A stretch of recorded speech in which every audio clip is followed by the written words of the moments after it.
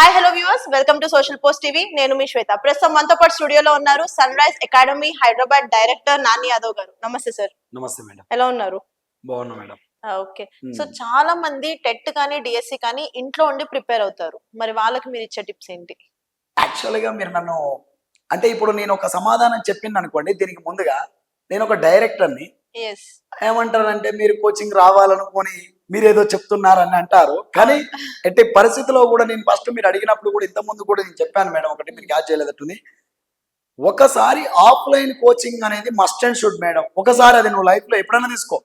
కానీ must and should offline. ఎందుకంటే oral గా నీకు సబ్జెక్ట్ ని ఎక్స్ప్లెయిన్ చేయడం జరుగుతుంది.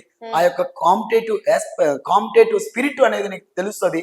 సో దానికి తోడుగా నీవు ఏ రేంజ్ లో ఉన్నావు, ఏ రేంజ్ లో నువ్వు చదువుకోవాలనేది కూడా నీకు తెలవాలి. కాబట్టి ఖచ్చితంగా నువ్వైతే ఒకసారి ఆఫ్లైన్ కోచింగ్ తీసుకుంటే బెస్ట్ నా సజెషన్ చెప్తున్నాను. ఆన్లైన్ అనేది మ్యారీడ్స్ తప్పదు మా బాధలు అనుకున్న వాళ్ళకే కానీ 99% ఆఫ్లైన్ ముద్దు ఆన్లైన్ వద్దు అనేది నా టైటిల్ మేడం. నేను కూడా ఆన్లైన్ స్కూల్ స్టూడెంట్ మ్యాథమెటిక్స్ ఇస్తున్నా ఏపీడిఎస్సికి. నేను గురుకులాలో పనిచేసిన, మోడల్ స్కూల్లో పనిచేసిన, నేను గవర్నమెంట్ లో పనిచేసిన, రాసిన ఎగ్జామ్ రాసి జాబ్ లో రీసెర్చ్ చేసి కూడా వచ్చేసిన ఇన్స్టిట్యూట్ పెట్టాను. అది కాబట్టి నేను నా ఒపీనియన్ చెప్పాను మీకు అందరికి. నేను ఏమంటున్నా అంటే ఆఫ్లైన్ కోచింగ్ తీసుకోండి, ఆన్లైన్ వద్దు. ఆన్లైన్ లో కూడా రికార్డెడ్ వద్దు, లైవ్ క్లాసెస్ వద్దు. అది కూడా చెప్తున్నా.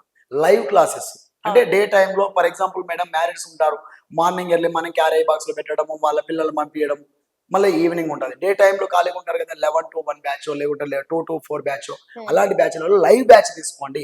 లైవ్ అయితే అట్రాక్టివ్ లాగా సబ్జెక్ట్ ని నేర్చుకుంటారు. లైవ్ లో ఏదైనా డౌట్ ఉన్నా కూడా అడగవచ్చు. ముఖం ముందు మీ సార్ లేకపోవచ్చు, లేకున్నా కూడా మీరు లైవ్ లో వింటే కామెంట్ పెడితే ఎమ్మటే మీకు రిప్లై ఇస్తాను సార్ సబ్జెక్టు. అది నేను అంటున్నా, నా సజెషన్ చెప్తున్నా. నేను అదే తీసుకోవాలని నేను అంటలేను, లేదా నా ఇన్స్టిట్యూట్ కే రమ్మని నేను అంటలేను ఇక్కడ. కానీ ఏదన్నా కానీ ఆన్లైన్ కన్నా ఆఫ్లైన్ అనేది చాలా బెటర్. ఎందుకంటే డైరెక్ట్ గా మనం డౌట్స్ క్లియర్ 100% సబ్జెక్ట్ ఒక క్లారిటీ చెప్పగలుగుతాం, నెంబర్ ఆఫ్ ఎగ్జాంపుల్స్ చెప్పగలుగుతాం. నెంబర్ ఆఫ్ ఉంటాయి సైకాలజీలో, నెంబర్ ఆఫ్ ఎగ్జాంపుల్స్ చెప్తేనే వానికి అర్థం అవుతుంది. అప్లికేషన్ మెథడ్ లో అడుగుతున్నాడు క్వశ్చన్స్ ని కూడా. ఒకప్పుడు క్వశ్చన్ ప్యాటర్న్ కాదండి, ఇప్పుడు క్వశ్చన్ పేపర్ ని చూస్తే 60 పేజెస్ ఉంటుంది. ఒక 150 క్వశ్చన్స్ పేపర్స్ వస్తే మీరు ఏ పేపర్ అయినా చూడండి, కానిస్టేబుల్ కావచ్చు, ఎనీ కాంపిటేటివ్ ఎగ్జామ్ చెప్తున్నాను. కాబట్టి ఖచ్చితంగా ఈ పోటీ తత్వంలో మనము ముందుండాలంటే ఖచ్చితంగా ఆఫ్లైన్ అనేది చాలా ఇంపార్టెంట్.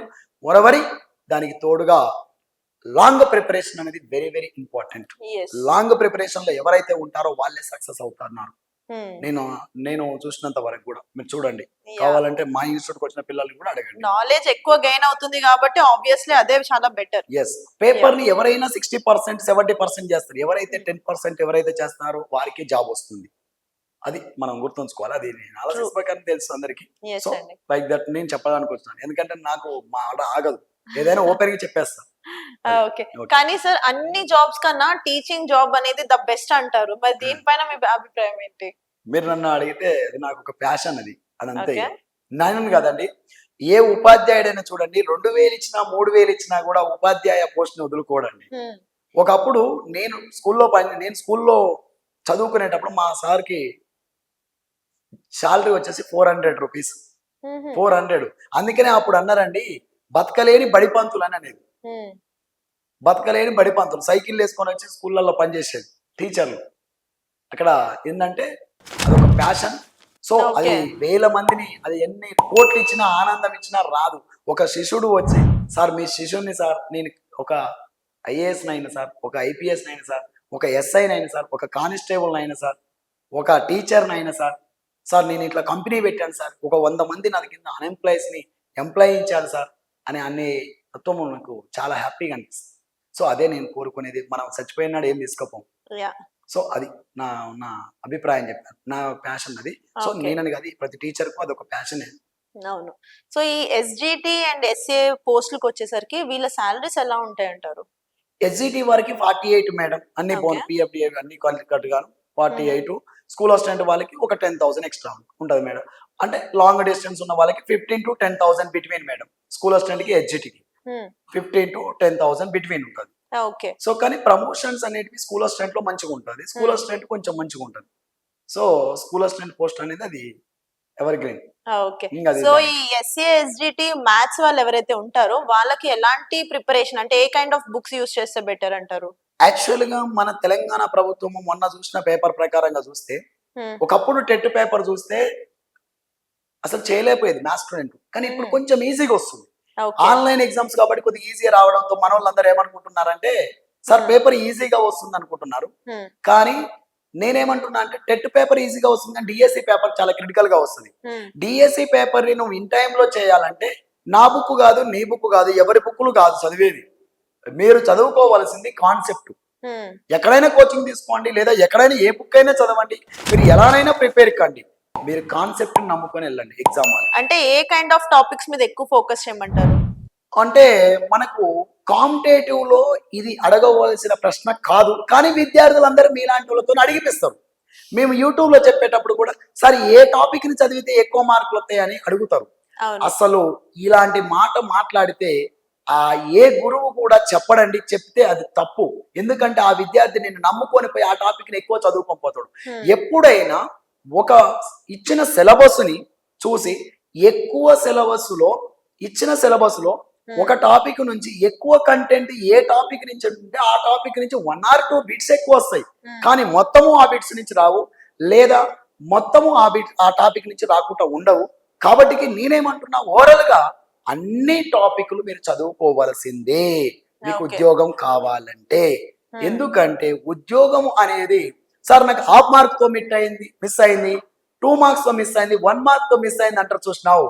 వాళ్ళు ఏంటంటే అన్ని టాపిక్లని సరిగా చదువుకోలేకపోవడం వల్లనే వాళ్ళు రేపు నిన్న సక్సెస్ చేయలేకపోయారు. అన్ని టాపిక్లని ఎవరైతే చదివారో వాళ్ళే విజేతలుగా నిలిచారు. కాబట్టి నేను ఇచ్చే సజెషన్ ఒకటే, అన్ని టాపిక్ల మీద ఏ సబ్జెక్ట్ అయినా నువ్వు కాన్సెప్ట్ ఓరియంటెడ్ గా చదువుకొని ఎగ్జామ్ హాల్కి వెళ్ళు. అలా ప్రయత్నం చేయి, 100% ఏదో ఒక రోజు సక్సెస్. ఓకే. సో ఈ టెట్ అనేది బార్డర్ పాస్ అయిన వాళ్ళు టిఆర్టీకి సాధించవచ్చు అంటారా? యాక్చువల్ గా మనకు టిఆర్టీ లేదు మేడం. ఓకే. ఇక్కడ టిఆర్టీ బదులు యాక్చువల్ గా మనకు తెలంగాణ రాష్ట్రము ఇంతకుముందు ఆంధ్రప్రదేశ్ ఉమ్మడిగా ఉన్నప్పుడు డిఎస్సి ఉండే. మనం వాళ్ళని విడిపోయిన తర్వాత 2018లో వాళ్ళు ఒక టిఆర్టీ, మనం ఒక టిఆర్టీ ఎగ్జామ్ పెట్టాం. అంటే టెట్ ప్లస్ డిఎస్సి కలిపి. అసలు ఈ టెట్ ఎప్పుడు వచ్చిందంటే 2011లో వచ్చింది. 2011లో వచ్చింది. 2011 వచ్చిన తర్వాత ఒక టెట్ అయిపోయినాక మళ్ళీ డిఎస్సి ఎగ్జామ్ పెట్టారు. డిఎస్సి ఎగ్జామ్ అయిపోయిన తర్వాత ఏం జరిగిందంటే టెట్ ప్లస్ డిఎస్సి కలిపి అని టిఆర్టీ అని ఎగ్జామ్ పెట్టారు. టిఆర్టీ ఎగ్జామ్ పెడితే ఇప్పుడు స్కూల్ అసిస్టెంట్ మ్యాథ్స్ టీచర్ ఉన్నాడు మేడం. అతను హై స్కూల్లోకి పోయి ఏ సబ్జెక్ట్ చెప్తాడు మేడం? స్కూల్ మ్యాథ్స్ చెప్పాలి. అతను తెలుగు చెప్పడు, ఇంగ్లీష్ చెప్పడు కదా. కానీ టిఆర్టీలో ఏమయ్యేది, అన్ని సబ్జెక్టు కలిపి వచ్చేది. అలాంటప్పుడు అతను రేపు బోధించబోయే విద్యార్థి, రేపు బోధించబోయే ఉపాధ్యాయుడు అతను మదర్ సబ్జెక్ట్ కంటే ఎక్కువగా అన్ని సబ్జెక్టులు చదవవలసి వస్తుంది. కాబట్టి అది మంచిగా లేదు పరిస్థితి. సో దానికి వదిలేసి డిఎస్సిని స్టార్ట్ చేశారు. ఒకే సబ్జెక్ట్ ఫోకస్డ్ గా చెప్పేది వేరు, మల్టిపుల్ సబ్జెక్ట్ ఒకే టీచర్ చెప్పేది డిఫరెంట్ ఉంటుంది. కాబట్టి ఏ సబ్జెక్ట్ ఆ సబ్జెక్ట్ ఇలా డివైడ్ చేసి ఎక్స్పర్ట్ అవ్వాలి. కాబట్టి మనం ఆ సబ్జెక్ట్ ని ఎక్స్పర్ట్ గా చేపించి మనం ఉపాధ్యాయుడిగా తయారు చేద్దాం. అది డిఎస్సి లో ఉంటుంది. డిఎస్సి అయితే తన మదర్ సబ్జెక్ట్ మీద ఎక్కువగా ఉంటుంది ఫోకస్. సో డిఎస్సినే కంటిన్యూ అవుతుంది. మన ఆంధ్రప్రదేశ్ కూడా తీసేశారు, ఇప్పుడు డిఎస్సినే పెట్టారు. మన తెలంగాణలో కూడా డిఎస్సినే వచ్చింది. ఆల్రెడీ ఒక ఎగ్జామ్ అయిపోయింది. ఇప్పుడు నెక్స్ట్ అప్కమింగ్ ఫిబ్రవరిలో కూడా వచ్చేదంటే కూడా డిఎస్సినే. టిఆర్టీ అనేది రావద్దు కూడా నేను చెప్తున్నా, నా అభిప్రాయం చెప్పాను అక్కడ అంతే. సో ఇందాక మీరు అన్నట్టు కొన్ని ఇలాంటి క్వశ్చన్స్ మాతో అడిగిస్తారు అని అన్నారు కదా. అందులో ఇంకొక క్వశ్చన్ ఏంటంటే, ఇప్పుడు ఈ టెట్ కానీ డిఎస్సి కానీ తక్కువ సమయంలో మేము క్వాలిఫై అయిపోవాలంటే ఏం చేయాలి అన్న వాళ్ళకి మీరు ఏం చెప్తారు? సామెత ఉంది చూసినావు, నేను ఇక ఒకటేసారి అరపల్లి గుట్ట ఎత్తుకొని మీద పడే రావాలని చూసినావు. ఎప్పుడైనా అట్లా ప్లాన్ చేసుకోవద్దు మేడం. అంటే క్వాలిఫై అవ్వడం అనేది సింపుల్ గా అవుతారు మేడం. నేను చెప్తానుగా, సింపుల్ గా టెట్ క్వాలిఫై కావచ్చు. ఈసారి కూడా ఆన్లైన్ టెస్ట్ ఎప్పుడైతే ఎగ్జామ్స్ వచ్చినాయో టెట్ పేపర్ ఈజీగా ఉంటుంది. అలా ఈజీగా ఉంటుంది. నీకు 90 మార్కులు వచ్చినా వేస్ట్, 110 మార్కులు వచ్చినా వేస్ట్. ఎందుకంటే రేపు డిఎస్సి కదా, టెట్ లో క్వాలిఫై అయినంత మాత్రాన నీకు నెలనాడు శాలరీ రాదు. కానీ డిఎస్సిలో నువ్వు మొదటి ర్యాంక్ వస్తే నీకు నెలనాడు అకౌంట్ లో పడుతుంది. కాబట్టి ఈ టెట్ కు ఎక్కువ మార్కులు తెచ్చుకుంటే డిఎస్సికి నీకు పాసిబుల్, డిఎస్సిలో నువ్వు ముందు స్థాయిలో ఉంటావు. నేనేమంటున్నా అంటే, నువ్వు ఎక్కువ మార్కులు రావాలంటే, నువ్వు తక్కువ సమయంలో ఎక్కువ మార్కులు రావాలంటే దానికి ఒకటి షార్ట్ టర్మ్ కోచింగ్ అనేది ఆఫ్లైన్ కోచింగ్కి వెళ్ళాలి. నెంబర్ 1. దానికి తోడుగా ఎగ్జామ్స్ రాయాలి. ప్రిపరేషన్ అనేది ఒక ఆర్డర్ గా చేసుకోవాలి. అది షార్ట్ టైమ్ లో చేసుకోవాల్సిన ప్రణాళిక. లేదు నేను 1 year 2 years నుంచి చదువుకుంటా ఉండే లాంగ్ ప్రిపరేషన్ లో ఉండి చదువుకుంటా అంటే నువ్వు ఓన్గా ప్రిపేర్ కావచ్చు, ఓకే. No problem.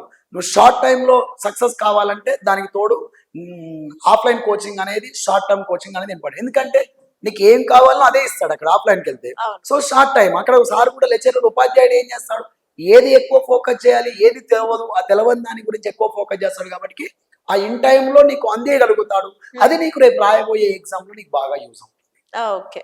బాగా యూజ్ అవుతుంది. కాబట్టి నువ్వు సక్సెస్ అయ్యే అవకాశాలు ఎక్కువగా ఉంటాయి. So okay. ఇన్ టైంలో మీరు సక్సెస్ కావాలంటే ఆ ట్రిప్స్ పాటిస్తే మాత్రం అవకాశాలు ఎక్కువగా ఉన్నాయి. సో చాలా చక్కటి ఇన్ఫర్మేషన్ ఇచ్చారు sir. Thank you so much. And మీరు కూడా డిఎస్సి కానీ, టెట్ ఆర్ మోడల్ నోటిఫికేషన్స్ కానీ, పోలీస్ నోటిఫికేషన్ ట్రైనింగ్స్ కావాలి అనుకుంటే కింద స్క్రోల్ అవుతున్న నంబర్కి కాంటాక్ట్ చేసేయండి.